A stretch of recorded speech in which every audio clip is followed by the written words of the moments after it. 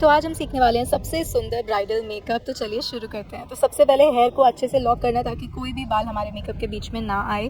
इसके बाद हम अप्लाई करेंगे लेंसेज। तो यहाँ पे मैं स्मोकी शेड यूज़ कर रही हूँ, दाहब के लेंसेज यूज़ कर रही हूँ, बहुत ही अमेजिंग लेंस है। इसके बाद हम स्टार्ट करेंगे आई मेकअप से। तो यहाँ पे हम अप्लाई कर रहे हैं dark shape tape concealer in the shade light neutral, और इसे बहुत ही अच्छे से हम ब्लेंड कर देंगे मिनी ब्लेंडर का यूज़ करके। यहाँ पे आप देख सकते हो मैं डैप डैप कर रही हूँ, आपको रब नहीं करना है क्योंकि अगर आप रब करोगे तो प्रोडक्ट हट जाएगा, इसलिए आपको हमेशा डैप डैप करना है। और आपका ब्यूटी ब्लेंडर डैम्प होना चाहिए, बिल्कुल भी सूखा या बहुत ज़्यादा गीला नहीं होना चाहिए। इसके बाद हम कर लेंगे पाउडर लॉक, और इसके बाद हम लेंगे लाइटेस्ट कलर का आई शेडो। तो जो हमारे यहाँ पे क्लाइंट का आउटफिट है दैट इज़ मोविश कलर में और पर्पलिश कलर में, तो उसी के अकॉर्डिंग हम यहाँ पे आई मेकअप करेंगे। सबसे पहले मैंने लाइट पिंक कलर लिया है और उससे मैंने अपर क्रीज पर अप्लाई किया। उसके बाद हमने पर्पल आई शेडो लिया है और क्रीज लाइन पर बहुत ही अच्छे से ब्लेंड कर देना है इसको। यहाँ पे जो मैंने आई शेडो पैलेट यूज़ करी है दैट इज़ मॉर्फी 35P, और दो पैलेट्स मैं सबसे ज़्यादा यूज़ करती हूँ, Morphe 35P and Jaclyn Hill eye shadow palette. और यहाँ पे अगर आपने कुछ ऑब्जर्व किया हो तो बहुत ध्यान से देखो कि मैंने कितना लाइट हैंड से अपना ब्रश पकड़ रखा है और कितना पीछे से पकड़ रखा है। अगर हम ब्रश को बहुत ज़्यादा आगे से पकड़ेंगे तो आई मेकअप में पैचेस दिखने लगते हैं और वो बहुत ही अजीब सा लगने लग जाता है, मतलब कहीं पे कलर ज़्यादा हो जाता है और कहीं पे कलर कम हो जाता है। तो आपको सिंपली पीछे से पकड़ना, प्रेशर एकदम कम रखना है। उसके बाद मैंने लिया है ब्राउन आई शेडो और इसको मैं सेंटर में अप्लाई कर रही हूँ बहुत ही अच्छे से। आप देख सकते हो ब्राउन कलर एक ऐसा कलर है जो हर आई मेकअप के साथ बहुत ही सुंदर लगता है। तो ये आप कलर जो है वो किसी भी आई मेकअप में ऐड कर सकते हो। अगर आपको ब्राइडल आई मेकअप में कुछ समझ नहीं आता है तो just go with the brown eye shadow. और ब्रशेज़ जो मैं यहाँ पे यूज़ कर रही हूँ that is from Bailey, Morphe and PSC। ये तीन ब्रशेज़ मैं सबसे ज़्यादा यूज़ करती हूँ आई मेकअप में। और बस इसको बहुत ही अच्छे से हमें ब्लेंड करना है और उसके बाद हमें ब्राउ बोन को भी हाईलाइट कर लेना है। ब्राउ बोन हाईलाइटिंग के लिए आप हाईलाइटर भी यूज़ कर सकते हो या फिर कोई भी ऐसा पिगमेंटेड आई शेडो यूज़ कर सकते हो जिसमें बहुत अच्छी सी शाइन हो, basically shimmer eye shadow.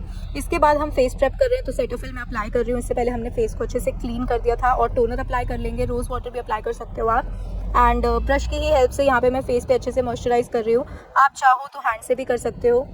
And यहाँ पे जो हमारे क्लाइंट की स्किन है दैट इज़ कॉम्बिनेशन स्किन, और लेकिन हमारी जो क्लाइंट की प्रेफरेंस है that is glowy makeup, super glowy makeup. तो जब भी आपको सुपर ग्लोई मेकअप करना है तो आपको CTM बहुत अच्छा करना है और अपना प्राइमर भी बहुत अच्छे से लगाना है। तो यहाँ पे देखो अब मैं क्या कर रही हूँ, काजल लिया मैंने और उसको सिंपली मैंने लाइनर की तरह लगा लिया। तो यहाँ पे कोई हमें परफेक्शन की नीड नहीं है, आप आराम से जैसे भी आपको लगता है लैश लाइन के साथ साथ अपना काजल अप्लाई करोगे। उसके बाद मैंने उठाया यहाँ पे ब्राउन कलर की पेंसिल, थोड़ा सा ब्राउन लुक देने के लिए। तो यहाँ पे मैं फॉरएवर 52 की ब्राउन पेंसिल यूज़ कर रही हूँ, इसे इसके ऊपर ही लगाया और इंटेंसिफाई करने के लिए।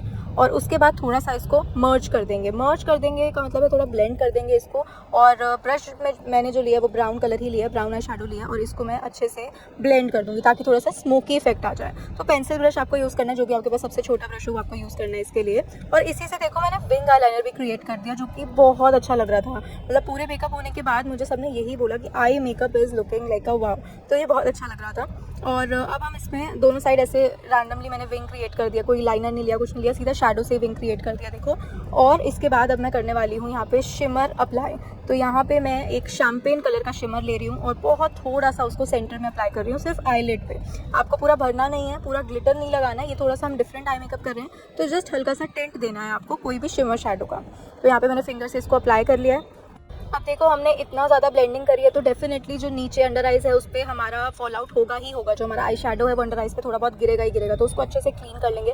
वेट कॉटन पैड या वेट वाइप से हम उसको बहुत अच्छे से क्लीन कर लेंगे। और अब नेक्स्ट मैं अप्लाई कर रही हूँ यहाँ पे एम्ब्रोलिस, जो मेरे प्राइमर और मॉइस्चराइज़र दोनों का ही काम करता है, यानी कि बहुत अच्छे से फेस को सेट करता है, प्रेप करता है, प्राइम करता है, और उसके अलावा हमें एक बहुत ही अच्छी सी ड्यूई और ग्लोई फिनिश भी देगा। तो यहाँ पे मैं बहुत अच्छे से इसको अप्लाई कर दूँगी ऑल ओवर द फेस। और एक चीज़ जो मैं अपनी सारी वीडियोस में बताती हूँ कि आपको गैप मेंटेन करना है। ऐसा नहीं कि आप कोई भी प्रोडक्ट एक के बाद एक लगाते ही चले जा रहे हो, खासकर CTM और प्राइमर। ये ऐसे स्टेप्स हैं जिनमें आपको गैप देना बहुत ज़रूरी है। अगर आप क्लीन कर रहे हो फेस को वेट कॉटन पैड या वेट वाइप से तो आपको उसमें भी थोड़ा सा गैप देना है। फिर आप टोनर अप्लाई करोगे, टोनर को भी ड्राई आउट होने दो, उसके बाद मॉइस्चराइजर, उसको भी एब्जॉर्ब होने दो स्किन में, फिर प्राइमर। तो एटलीस्ट 30 to 40 सेकंड्स का गैप आपको देना ही देना है। इसके बाद हम कर रहे हैं आईलैश को कर्ल, जिसके लिए मैं यूज़ कर रही हूँ वेगा आईलैश कर्लर। बहुत ही आराम से और अच्छे से आपको आईलैशेस को कर्ल करना है। And then I am applying mascara, waterproof mascara लेना है। दिस इज फ्रॉम फॉरएवर 52, आप कोई भी वाटरप्रूफ मस्कारा यूज़ कर सकते हो। और जिगजैग मोशन में इसको भी अप्लाई कर लेंगे प्रॉपरली। उसके बाद यहाँ पे मैं अप्लाई कर रही हूँ लॉरा मर्सिया फाउंडेशन प्राइमर। इससे बहुत अच्छा सा एक ग्लो आ जाता है, वो आप देखोगे एंड में, देखना कितना प्यारा ग्लो आएगा। सो ये हम हाईलाइटिंग एरियाज़ पर ज़्यादा अप्लाई करेंगे और जो रिमेनिंग फेस है उसमें जो हमारा रिमेनिंग हैंड में बच जाएगा वो अप्लाई कर देंगे। इसके बाद बारी आती है कंसीलर की। तो यहाँ पे मैं यूज़ कर रही हूँ इनसाइड कॉस्मेटिक का कंसीलर। ये मेरा पर्सनल फेवरेट बन चुका है लिटरली। ये एचडी कंसीलर है और ये बहुत ही अच्छे से प्रॉब्लम्स को हाइड कर देता है। सो ये कवरेज भी बहुत अच्छी देता है और बिल्कुल भी ड्राई नहीं होता है। ऐसा नहीं है कि बिल्कुल सूख जाए, ऐसा भी नहीं है। So it is a very good concealer. And ये यहाँ पे मैं अंडर आइज पे और जहाँ जहाँ स्पॉट्स थे, पिगमेंटेशन थी या एक्ने मार्क थे, वहाँ पे मैंने इसको अप्लाई किया। नेक्स्ट मैं यूज़ कर रही हूँ PAC HD फाउंडेशन। सो यहाँ पे मैंने 1.3 लिया है एंड इसमें मैंने हल्का सा 1.4 मिक्स किया था क्योंकि मुझे 1.3 हल्का सा डार्क लग रहा था। सो मैंने बहुत थोड़ा सा 1.4 भी मिक्स किया और मैं इसको फ्लैट फाउंडेशन ब्रश के साथ में अप्लाई कर लूँगी all over the face. And इसके बाद इसको हम ब्लेंड कर लेंगे डैप डैप करके। सो अगेन जो हमारा ब्लेंडर होना चाहिए वो डैम्प होना चाहिए। और अगर आप चाहते हो कि आपका फाउंडेशन सेट भी हो जाए साथ के साथ ही, तो आप इस पर स्प्रे भी यूज़ कर सकते हो, सेटिंग स्प्रे। सो यहाँ मैं बहुत ही अच्छे से डैप डैप करके ब्लेंड कर रही हूँ। अगर आप रब करोगे तो प्रोडक्ट हट जाएगा, डैप डैप करोगे तो प्रोडक्ट अपनी ही जगह पे लगेगा और सेट हो जाएगा। सो इस चीज़ का आपको बहुत अच्छे से ध्यान देना है। एंड बहुत बार हमें लगता है कि यार फाउंडेशन का कलर हल्का सा अलग सा लग रहा है, but don't worry about it. जब भी हम फाउंडेशन बिल्कुल ताज़ा ताज़ा लगाते हैं तो वो हमें अलग लगता है, लेकिन आफ्टर सम टाइम यानी कि 15-20 मिनट बाद या आधे घंटे बाद वो बिल्कुल सेटल डाउन हो जाता है और बहुत अच्छा लगता है। Now next I am applying concealer, highlighting concealer. So यहाँ पे मैंने लाइट सैंड शेड लिया है और उसे मैंने हाईलाइटिंग एरियाज़ पर अप्लाई कर दिया है और इसे भी हम बहुत ही अच्छे से ब्लेंड कर लेंगे। सो यहाँ पे जो मेन हाइलाइटिंग एरियाज़ हमारे हैं जैसे forehead, nose, under eyes, upper lip, chin, यहाँ पे हमने बहुत ही अच्छे से कंसीलर को अप्लाई करना है और बहुत ही अच्छे से ब्लेंड कर लेना है। तो ये हमें हमेशा जो हाइलाइटिंग शेड है वो हमें हमेशा स्किन टोन से 1 या 2 शेड लाइटर लेना चाहिए ताकि जो हमारे हाइलाइटिंग पॉइंट्स है वो अच्छे से विजिबल हों, दिखें, अच्छे से दिखें, ठीक है। और जो कंसीलर होता है वो हमेशा 1 से 2 शेड डार्कर होता है स्किन टोन से, तो इन चीज़ों का ध्यान रखेंगे। नेक्स्ट मैं अप्लाई कर रही हूँ बहुत ही प्यारा सा के ब्यूटी का क्रीम ब्लश, जिसकी मैं फ़ैन हो चुकी हूँ। पहले मैं NY पे यूज़ कर रही थी इतना टाइम, वो भी इतना अच्छा ब्लशर है और ये भी बहुत ही ज़्यादा अच्छा ब्लशर है। So liquid and cream blushers are something जो हमें हमेशा यूज़ करना चाहिए। बहुत अच्छी इससे लुक आती है मेकअप की। कई बार मैंने पहले जब डायरेक्ट पाउडर ब्लश यूज़ किया है तो उतना मुझे मज़ा नहीं आता था, बट जब मैं क्रीम ब्लश लगाने के बाद पाउडर ब्लश लगाती हूँ ना, ट्रस्ट मी बहुत सुंदर लुक आती है। इसके बाद हमने करना है पाउडर लॉक। तो पाउडर लॉक के लिए हमें अंडर आइज को अच्छे से पहले नीट करना है ताकि कोई भी क्रीज लाइन ना दिखे। उसके बाद हम इसको अच्छे से पाउडर लॉक कर लेंगे। सो एक एक करके करेंगे, ऐसा नहीं कि दोनों को करके फिर कर रहे हो, उसमें क्रीज लाइन आने के चांसेस रहते हैं। सो आप एक एक करके अच्छे से पाउडर लॉक करो। जहाँ जहाँ हमने हाइलाइटिंग करी है वहाँ वहाँ ज़्यादा प्रोडक्ट लगाऊंगी और ऑल ओवर द फेस पे रिमेनिंग जो मेरे पफ में प्रोडक्ट बच जाएगा वो लगाऊंगी। इसके बाद बारी आती है आईलैश एप्लीकेशन की। तो आई के अकॉर्डिंग हमें देखना है कि कौन सी आईलैश सबसे अच्छी लगेगी, वो हमें पहले चेक करना है, उसके बाद हम आईलैश लगाएंगे। इसके बाद बारी आती है हमारी ब्रॉन्जिंग की। तो फेस ब्रॉन्जिंग के लिए मेरा फेवरेट यूज़ कर रही हूँ मैं यहाँ पे बेनिफिट हुला का ब्रॉन्जर, और इसे मैं अच्छे से अप्लाई कर रही हूँ कॉन्टोर एरियाज़ पर। नोज़ पर भी बहुत ही अच्छे से अप्लाई करेंगे। जब भी नोज़ ब्रॉड हो तो पास लाइन्स क्रिएट करके उसको ब्लेंड करेंगे। अब हम आईलैशेस को प्लेस कर देंगे। ग्लू मैंने यूज़ करी है PAC की। PAC eyelash glue is my current favourite और बहुत टाइम से फेवरेट है और पता नहीं कब तक रहने वाली है। एंड इसके बाद मैं एक बार और ये जो हमने आईलाइनर लगाया था इसको आई शैडो से ही नीट कर रही हूँ। एंड आईलैश एप्लीकेशन के बाद बारी आती है पाउडर ब्लश की। तो यहाँ पे मैं यूज़ कर रही हूँ, 2 मैंने मिक्स करे हैं Blusher's. One is from Forever 52 जो मेरी प्रोफेशनल पैलेट है, एंड अनदर इज़ नाज ऑर्गेज़म। ये दोनों शेड्स मैंने मतलब एक पीच और एक पिंक शेड लिया, मिक्स किया और फिर अप्लाई किया ताकि इनके आउटफिट से भी बहुत अच्छे से मैच हो जाए, आउटफिट, आई मेकअप, लिपस्टिक, हर चीज़ से। इसके बाद मैं अप्लाई कर रही हूँ न्यूड पेंसिल वाटर लाइन पर ताकि इनकी आईज थोड़ी और बड़ी दिखें। और हमने जो यहाँ पे आईलैशेस यूज़ करी हैं वो डबल आईलैशेस लगाई हैं, तभी आप देख लो ये कितनी अच्छे से डबल और एकदम हेवी सी लुक दे रही है। तो ब्राइडल में मुझे ऐसी लैशेस लगाना बहुत ज़्यादा पसंद है। एंड नीचे मैंने सेम इनके आउटफिट से मैचिंग का शैडो लगाया, दैट इज़ पर्पल, और उससे नीचे थोड़ा सा पीच कलर का शैडो दिया है ताकि एक बहुत ही ब्लेंडेड सी सॉफ्ट सी लुक दिखे। लोअर लैश पे मस्कारा लगाना बिल्कुल मत भूलना क्योंकि इससे आईज़ और ज़्यादा सुंदर लगती है। मतलब इतने छोटे छोटे स्टेप्स होते हैं ना जिनको अगर आप मिस कर दोगे ना तो कुछ ना कुछ मिसिंग ज़रूर लगेगा। और इसी के बाद नेक्स्ट बारी आती है ब्राउज की। ब्राउज आप देख ही सकते हो कितने अच्छे हैं, कितने बुशी हैं, तो इसे हमें बस नीट करना है, ना ही हम इसे एक्स्ट्रा फिल करेंगे और ना ही ओवरलाइन करेंगे क्योंकि नीड ही नहीं है। तो मैं बस यहाँ पे पाउडर हटाने के लिए जो भी एक्स्ट्रा पाउडर था हमारी ब्राउज पे उसके लिए एक बार हल्का सा नीट कर रही हूँ। और यहाँ पे कॉर्नर पे मुझे कहीं पे लगा कि गैप दिख रहा है, बस मैंने उसको फिल किया है। तो आप देखोगे तो ज़्यादा डिफरेंस नहीं लगेगा। जो इनकी ऑलरेडी ब्राउ है उसी को बस मैंने नीटन अप किया है स्पूली की हेल्प से। दूसरी को भी देखो मैंने सेम चीज़ करी, पहले पाउडर हटाया, हल्का सा डिफाइन किया, बहुत हल्का सा, और कॉर्नर से बहुत अच्छे से नीट कर लिया और अपवर्ड किया ताकि थोड़ी पतली लगे ब्राउज, क्योंकि मुझे हल्की सी ज़्यादा बुशी लग रही थी। तो अपवर्ड डायरेक्शन में मैंने इसको किया इस तरीके से नीट ताकि ये पतली और बहुत ही डिफाइंड और अच्छी लगे। और अब इसके बाद हम अपना एक्स्ट्रा पाउडर डस्ट ऑफ कर लेंगे किसी भी क्लीन फ्लफी ब्रश की हेल्प से। ये स्टेप मेरा फेवरेट है और मुझे बहुत इंपॉर्टेंट लगता है क्योंकि अगर हम पाउडर हटाने से पहले स्प्रे कर देते हैं तो देयर आर चांसेस कि पैचेस आ जाए पाउडर के। तो पाउडर हटा लो और उसके बाद अच्छे से स्प्रे करो। और अब मैं आपको दिखाने वाली हूँ ये मेकअप एक लाइट में, दैट इज स्टिक लाइट। आप इसकी जगह रिंग लाइट भी जलाओगे अंधेरा करके तो इतना ही ग्लोई लुक आएगा। सो देखो कितना प्यारा लग रहा है। तो हमें एक शॉट चाहिए था बहुत अच्छा सा इन बिटवीन का, तो हमने ऐसे लाइट बंद करके रिंग लाइट या स्टिक लाइट जो भी आप चलाओ वो चलाई, और देखो कितना प्यारा लुक आ रहा है, कितना ग्लोई सा लुक आ रहा है। और इसके बाद हाईलाइटर शॉट लग रहा है ना, या कितना सुंदर। आप भी ट्राई करना ज़रूर एक बार ऐसे लाइट बंद करके, और ऑलमोस्ट जब आपका मेकअप फिनिश होने वाला हो और ऐसे स्टिक लाइट या फिर रिंग लाइट जलाना और उस फिर आप फोटो या वीडियो लेना, बहुत ही सुंदर लगेगा। देखो आई मेकअप कितना प्यारा लग रहा है, हाईलाइटर एप्लीकेशन ऐसा लग रहा है कितना सुंदर से अलग से दिख रहा है। एंड इसके बाद हमने कॉलर बोन पर भी हाईलाइटर लगाया, और उसके बाद मुझे याद आया अरे हमने फाउंडेशन तो लगाया ही नहीं है, तो हमने बाद में फाउंडेशन लगाया और उसके बाद फिर से हाईलाइटर लगाया नेक पे। एंड देखो इसी के साथ जो है हमारी लुक कंप्लीट होने वाली है। बस इसके बाद हम लिपस्टिक लगाएंगे। तो लिपस्टिक में हमने पहले लिप लाइनर लगाना है ब्राउन कलर का, उसके बाद हम इसको फिल करेंगे लाइटर शेड से। तो यहाँ पे मैं यूज़ कर रही हूँ के ब्यूटी का लिप लाइनर ब्राउन कलर में प्रॉपर, और यहाँ पे मैं लिप लाइन कर रही हूँ। So the client wanted bold and overline lips, यानी कि उनको थोड़े बड़े लिप्स चाहिए थे। सो इसको हमने बहुत अच्छे से ओवरलाइन किया एंड देन हमने फिल किया अंदर। और इसी के साथ मैं आपको ये भी बता दूं कि हमारा makeup course next week start होने वाला है, तो जिसे भी एनरोल करना है वो फटाफट से एनरोल कर लें, बहुत लिमिटेड सीट्स हैं। And our academy is in east Delhi Karkardooma, और नंबर मैंने यहाँ पे दे दिया है, तो आप इंक्वायर कर सकते हो। जो भी आपको डिटेल्स चाहिए पीजी सर्विसेज से लेके कि कोर्स में क्या क्या इंक्लूडेड रहेगा, हेयर स्टाइल में क्या रहेगा, मेकअप में क्या रहेगा, every detail will be provided. और ब्रश जो मैं यहाँ पे यूज़ कर रही हूँ दैट इज़ फ्रॉम PAC, ये मेरा फेवरेट ब्रश है। बहुत ही अच्छे से इससे lip lining plus lip shaping plus lipstick application हो जाती है। और ये देखो कितना अच्छा लग रहा है यहाँ पे already lip shape. And light यहाँ पे हम एडजस्ट कर रहे हैं अभी कि किस एंगल से सबसे अच्छा लुक आ रहा है। और अभी हम राइट साइड से वीडियो ले रहे हैं, इसलिए राइट पे आपको लाइट ज़्यादा दिखेगी, क्योंकि लेफ्ट पे मैं खड़ी हूँ तो वहाँ से लाइट लगाना थोड़ा सा मुश्किल हो रहा था। बट एक चीज़ जो मैं आपको बताना चाहती हूँ यहाँ पे, इट्स ऑल अबाउट लाइटिंग। अगर आपको मेकअप की अच्छी पिक्चर्स चाहिए तो आपको लाइटिंग भी अच्छी लगानी है। और एक चीज़ और जो मैं ऑब्जर्व करती हूँ दैट इज़, अगर आप थोड़ा सा हैवी बेस करते हो, जो मुझे पर्सनली नहीं पसंद, लेकिन अगर आप हैवी बेस करते हो और फिर लाइटिंग ऐसी करते हो तो मेकअप बहुत सुंदर हो जाता है। तो अगर आप शूट्स कर रहे हो उसमें आप हल्का सा हैवी बेस दे दो, क्योंकि उसमें हमें फोटोज़ और वीडियोज़ अच्छी चाहिए। और जब आप क्लाइंट पे करो तो उसमें आप कंपैरेटिवली थोड़ा सा कम बेस रखो, ताकि वो मेकअप सामने से भी उतना ही सुंदर लगे। आज हम सीखने वाले हैं बहुत ही सुंदर सा ब्राइडल हेयर स्टाइल, जिसको आप एंगेजमेंट, रोका, मेहंदी, इवन ब्राइड्समेड को भी ये करके दे सकते हो। और ये बहुत ही प्यारा लगता है hair style and very easy to do. तो यहाँ पे हमने हेयर प्रेप करना है। पहले हेयर प्रिपरेशन के लिए आपको हीट प्रोटेक्शन स्प्रे करना है और करना है ड्रायर। इसके बाद हमने लिए हैं back of the hair. Back of the hair पे हमें बहुत ही अच्छे से कर्ल्स करने हैं। अगर तो क्लाइंट के हेयर लॉन्ग भी है, वॉल्यूमिनस भी है, तब तो एक्सटेंशंस की नीड नहीं है। लेकिन अगर क्लाइंट के हेयर भी लेंथ भी नॉर्मल है और वॉल्यूम भी कम है तो आप हेयर एक्सटेंशन ज़रूर लगाएंगे। एंड यहाँ पे जो आप टोंग ले सकते हैं वो ले सकते हैं 25 या 28 mm की टोंग। एंड इस रूम में, ये this is my bridal makeup room, इस रूम में अभी हमने और भी मेकअप्स करने हैं, इसलिए अब हम इनको शिफ्ट कर देंगे बाहर, यानी कि हेयर सेक्शन में। तो बाकी का इनका हेड वहाँ पे होगा। एंड हेयर प्रिपरेशन करते समय आपको ध्यान रखना है कि जो क्लाइंट के हेयर होने चाहिए वो बहुत ज़्यादा सॉफ्ट नहीं होने चाहिए। तो इसके लिए आप क्लाइंट को एडवांस में ही कह सकते हो कि कंडीशनर नहीं करना है, जस्ट वॉश करना है शैम्पू से। इससे क्या होता है कि बाल सॉफ्ट नहीं होंगे और आपके कर्ल्स बहुत लॉन्ग लास्टिंग हो जाएंगे। और इसको और अच्छे से लॉन्ग लास्टिंग करने के लिए आपको करना है बहुत सारा अच्छे से स्प्रे, होल्ड स्प्रे को आपको यूज़ करना है। जैसे कि काफ़ी क्लाइंट्स बोलते हैं कि हमारे कर्ल स्टे नहीं करते, तो आपको कर्ल करने से पहले भी स्प्रे करना है और कर्ल करने के बाद भी स्प्रे करना है। यहाँ पे हम टाफ नंबर 5 स्प्रे यूज़ कर रहे हैं।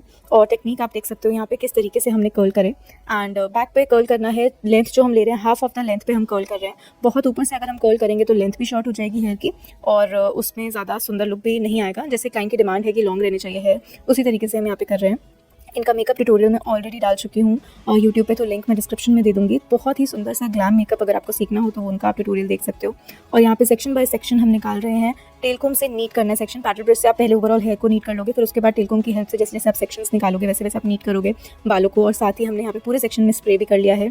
होल्ड स्प्रे का भी हम यूज़ कर रहे हैं। जब भी मैं होल्ड स्प्रे की बात करती हूँ तो हम मोस्टली वो वाला स्प्रे करते हैं जो बिल्कुल बालों को, जो कर्ल्स है या कोई भी स्टाइलिंग है वो बिल्कुल होल्ड कर दे अच्छे से। तो दैट मीन्स टाफ्ट हम सबसे ज़्यादा यूज़ करते हैं। उसके अलावा आप एंड ऑफ स्प्रे का भी यूज़ कर सकते हो। और अब बात करते हैं हमारे क्वेश्चन एंड आंसर्स की। तो बहुत सारे कमेंट्स में मुझे बहुत सारे क्वेश्चन आते हैं, तो उसको मैं अभी आंसर करना चाहती हूँ। सो सबसे पहला क्वेश्चन आता है कि मैम क्या हमें हेयर प्रिपरेशन करना ज़रूरी है, हमारे पास टाइम नहीं होता है। तो जैसे मैं आपको सारी वीडियोस में बताती रहती हूँ, हेयर प्रिपरेशन डिपेंड करता है कि आपके पास कितना टाइम है। अगर आपके पास बिल्कुल भी टाइम नहीं है तो डायरेक्टली हीट प्रोटेक्शन स्प्रे लगाते ही आप ईयर टू ईयर पे क्रैम्पिंग करो और अपनी स्टाइलिंग कंप्लीट कर लो। और अगर आपके पास थोड़ा सा एक्स्ट्रा टाइम है या थोड़ा ज़्यादा टाइम है तो आप अपना ड्रायर भी कंप्लीटली अच्छे से करके फिर क्रैम्पिंग करो। सो ड्रायर का बेनिफिट मैं बहुत बार वीडियोस में बता चुकी हूँ। एक तो आपके बालों को स्ट्रेट कर देगा, अगर थोड़े बहुत भी गीले हैं तो ड्राई कर लेगा, टेक्सचर काफ़ी स्मूथ कर देगा, फ्रिजीनेस कम कर देगा। बहुत सारे अपने फायदे हैं ड्रायर करने के। तो अगर टाइम हो तो ड्रायर ज़रूर करो, ड्रायर से आपकी फिनिशिंग बहुत आ जाएगी हेयर डू में। और फिर इसके अलावा मुझसे स्टूडेंट्स पूछते हैं कि हम ड्रायर की जगह स्ट्रेटनिंग कर लें, आइनिंग शाइनिंग कर लें, तो उसके लिए मैं हमेशा मना करती हूँ, क्योंकि ड्रायर से ना एक फ्लफीनेस मेंटेन रहती है, वॉल्यूम मेंटेन रहती है बालों की। लेकिन अगर आप सीधा स्ट्रेटनिंग कर दोगे तो फिर वो वॉल्यूम मेंटेन नहीं रहती, वो पतला हो जाता है बाल, और पतले करने के बाद आप क्रिम्पिंग भी करोगे तो उतना अच्छा वॉल्यूम नहीं आएगा जो आपका ड्रायर करने के बाद क्रिम्पिंग करने से वॉल्यूम आएगा। तो ये छोटी छोटी चीज़ें हैं जो आपको थोड़ा सा ध्यान रखना है। एंड कर्ल्स आप आइनिंग से भी कर सकते हो, यहाँ पे हम टोंग से कर रहे हैं। टोंग से कर्ल्स करने के भी बहुत सारे तरीके होते हैं, जो एक नॉर्मल होता है कि रैप करना है सीधा, एक होता है कि बैरल ओपन करके रैप करना, जो अभी हम कर रहे हैं। तो अपने तरीके से जो आपको ईजी कन्वीनियंट लगे आपको उससे कर्ल्स कर लेने हैं। और लॉन्ग लास्टिंग का तरीका मैंने आपको बता ही दिया। एक तो क्लाइंट को एडवांस में कह देना कि कंडीशनर नहीं करना, और दूसरा कि आपको स्प्रे बहुत अच्छे से करना है। एंड यहाँ पे आप देखो सेक्शन बाय सेक्शन हमने सारे कर्ल्स कर लेने हैं, और सी सेक्शन तक हमने बैक पे सारे कर्ल्स करने हैं, उसके बाद हम सी सेक्शन पे वर्क करेंगे। सो अगेन एक और चीज़ कि बहुत लोग पहले फ्रंट करते हैं बाद में कर्ल्स करते हैं। तो देखो इट ऑल डिपेंड्स अगेन आपको कैसे ईजी लग रहा है। मैं जब पर्सनली खुद करती हूँ तो मैं काफ़ी बार पहले फ्रंट कर देती हूँ, क्योंकि उससे क्या फ़ायदा मिलता है कि फ्रंट करने के बाद आपको सिर्फ कर्ल्स ही करने होते हैं बैक पे जनरली, तो वो टाइम बहुत सेव हो जाता है। बट जब मैं बिजी होती हूँ तो मैं हेयर प्रिपरेशन के उसमें मैं कर्ल्स करवा लेती हूँ बैक पे, कि जिससे हमारा टाइम भी सेव हो जाएगा। जैसे ही मैं फ्री होती हूँ तो मैं फ्रंट की स्टाइलिंग कर लेती हूँ। तो इस तरीके से आप भी अपना ट्यूनिंग कर सकते हैं। अगर आपके पास ज़्यादा क्लाइंट्स हो तो हाफ क्लाइंट्स के आप पहले बैक बनवा सकते हो, तब तक आप बाकियों का फ्रंट सेट कर सकते हो।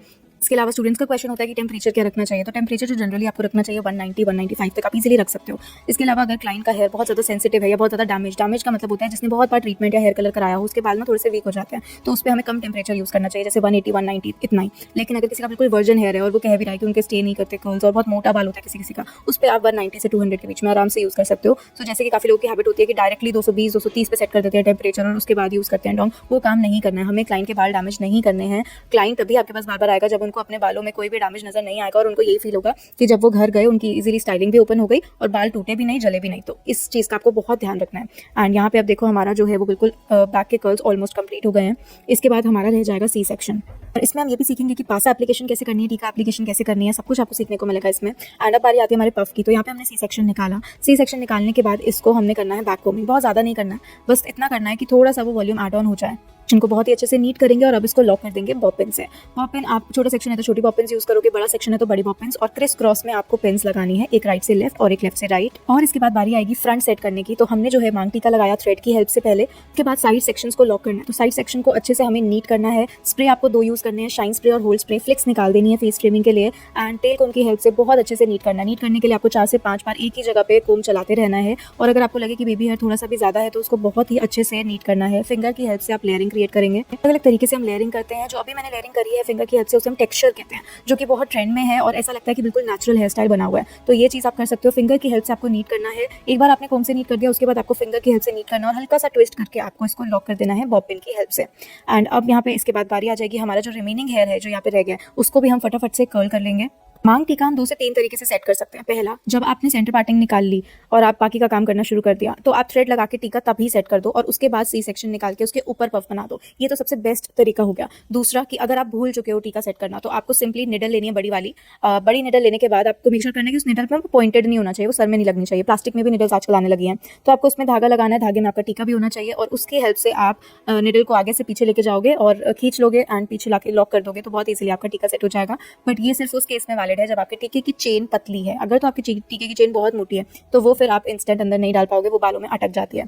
तो इन चीज़ों का आपको ध्यान रखना है कि टीका अगर आपको लगाना है, आप पहले क्लाइंट से पूछ लो कि मैम आपने टीका लगवाना है या नहीं। अगर उन्हें लगवाना है तो पहले ही लगा दो, और अगर आपको लगता है कि बाद में सेट करना है तो आपको टीका फिर ऐसा होना चाहिए जिसकी चेन बहुत पतली हो।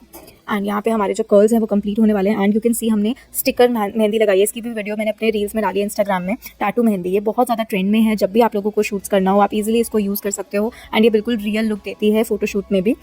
तो if you are a beginner makeup artist या बिगिनर हेयर स्टाइलिस्ट, आप लोगों को शूट्स ज़्यादा से ज़्यादा करने हैं, खासकर कि जब वेडिंग सीजन आने वाला हो, तो फ्री बिल्कुल नहीं बैठना है। आप चाहे खुद पे मेकअप करके वीडियोस डालो, चाहे आप शूट्स करके वीडियोस डालो। सो यहाँ पे हम जब भी शूट प्लान करते हैं तो वी मेक श्योर कि हम अच्छे से वीडियोस भी बना लेते हैं मेकअप और हेयर की, जिससे कि हम उसको यूट्यूब पे भी डाल देते हैं और उसके बाद पिक्चर्स या वीडियोस जो है वो हम रील्स पे डालते हैं इंस्टाग्राम पे, जिससे क्लाइंट्स की उन्हें देखता है और अपनी बुकिंग करवाता है ब्राइडल मेकअप या एंगेजमेंट मेकअप की। सो इसी तरीके से आपको भी अगर ग्रो करना है तो ज़्यादा से ज़्यादा शूट्स करने हैं। अब मैं आपको ये सजेस्ट नहीं करूँगी कि शूट्स बहुत महंगे महंगे करो। आप सिंपली या तो खुद पे कर सकते हो या आपके जो भी आउटफिट्स हो एथनिक वेयर, आप वो पहना के मॉडल को या खुद को, तब भी आप लुक क्रिएट कर सकते हो। And yes, once in a while ज़रूर आप एक प्रोफेशनल शूट करो जिसमें बहुत अच्छा सा आउटफिट हो, बहुत अच्छी सी ज्वेलरी हो, जिससे कि क्लाइंट्स जब देखें आपका वीडियो या रील तो उनको ये भी लगे कि बहुत अच्छे से आप एक लुक क्रिएट करो। देखो आप मेकअप जितना भी अच्छा कर लो, बट मगर वो मेकअप अगर टॉप जीन्स में हो रखा होगा ना, तो क्लाइंट को समझ नहीं आएगा। क्लाइंट को कब समझ में आएगा? जब या तो ब्राइड आपने रेडी करी हो या आपने उन्हें लहंगा पहनाया हो, बहुत अच्छा सा आउटफिट या ज्वेलरी हो, तब क्लाइंट को एक प्रॉपर आइडिया लगता है। तो इसलिए आपको शूट्स करते रहना है। अब इसके बाद हम पासा सेट कर रहे हैं। पासा को पहले प्लेस करना है बिल्कुल आईब्रो के पास में, उसके बाद होल्ड करवाना है उसको। एंड थ्रेड मैंने यहाँ पे पासा में लगा रखा है, और आपने देखा ही होगा हमने थोड़ी सी बैककोमिंग करी थी साइड सेक्शंस में, उस बैककोम के अंदर मैं यहाँ पे फाइन पिन्स लगा रही हूँ। दोनों साइड से फोल्ड करनी है पिन्स को और बहुत ही अच्छे से पासे में लगानी है। तो जितनी आपको यहाँ पे पासे की लाइंस दिख रही है, 5 लेयर्स है पासे में, उन 5 पे आपको 1-1 2-2 पिन्स लगा देनी है। और इसके अलावा आप ग्लू ड्रॉप भी लगा सकते हो और ग्लू स्टिक जो आईलैश ग्लू होती है वो भी लगा सकते हो। And here is her final look. I really hope you find this tutorial helpful. ऐसे और वीडियोस देखने के लिए कमेंट्स में मोर लिखना मत भूलना। Thanks for watching.